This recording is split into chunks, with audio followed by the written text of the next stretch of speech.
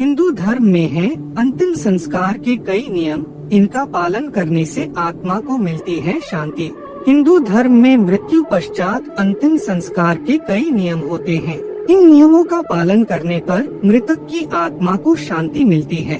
गरुड़ पुराण में भी इस बात का जिक्र किया गया है कि परिजन के मृत्यु पश्चात नियमों का पालन करने से जीवात्मा को शांति मिलती है और उसे स्वर्ग में स्थान प्राप्त होता है। नमस्कार दोस्तों, आपका स्वागत है मेरे चैनल पर। ऐसी और वीडियो देखने के लिए चैनल को सब्सक्राइब और वीडियो को लाइक करें। मृत्यु जीवन का अंतिम और अटल सत्य है, जिसे कोई टाल नहीं सकता है। जिसने जन्म लिया है उसकी मृत्यु अटल है और मृत्यु के बाद उसका पुनः जन्म भी निश्चय है। इस कथन को श्री कृष्ण द्वारा गीता में कहा गया है। श्री कृष्ण के अनुसार जीवन और मृत्यु एक ट्रक के समान है, जिससे हर व्यक्ति को गुजरना पड़ता है। गीता के अनुसार मृत्यु के बाद जीवन का नया आरंभ होता है। इसलिए परिजन की मृत्यु पश्चात अंतिम संस्कार के नियम का पालन किया जाता है, जिससे जीवात्मा को मरणोपरांत स्वर्ग और अगले जन्म में उत्तम शरीर की प्राप्ति हो। हिंदू धर्म में जन्म से लेकर मृत्यु तक कुल 16 संस्कार होते हैं। इनमें मृत्यु आखिरी यानी 16वां संस्कार होता है। मृत्यु संस्कार में मृतक की अंतिम विदाई, दाह संस्कार और आत्मा की शांति के लिए कई रीति रिवाज व नियम होते हैं। शास्त्रों में भी अंतिम संस्कार के नियमों का उल्लेख किया गया है।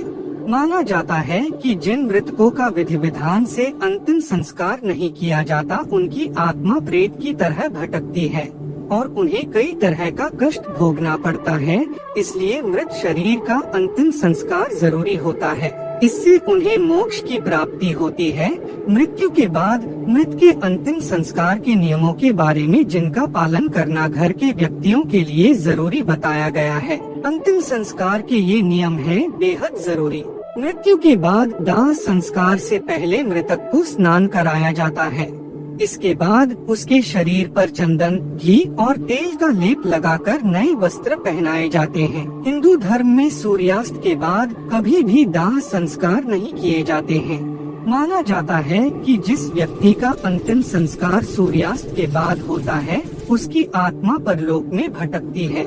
जो व्यक्ति शव को अग्नि देता है, इसे छेद किए हुए मटके में पानी भरकर शव की परिक्रमा करनी होती है और इसके बाद मटका फोड़ दिया जाता है। ऐसा करने से मृतक के साथ उसका मोह खत्म होता है। अंतिम संस्कार के समय मृत व्यक्ति के पुरुष परिजन मुंडन कराते हैं। यह मृत व्यक्ति के प्रति श्रद्धा और सम्मान प्रकट करना होता है। अंतिम संस्कार के बाद शव को पीछे मुड़कर नहीं देखना चाहिए।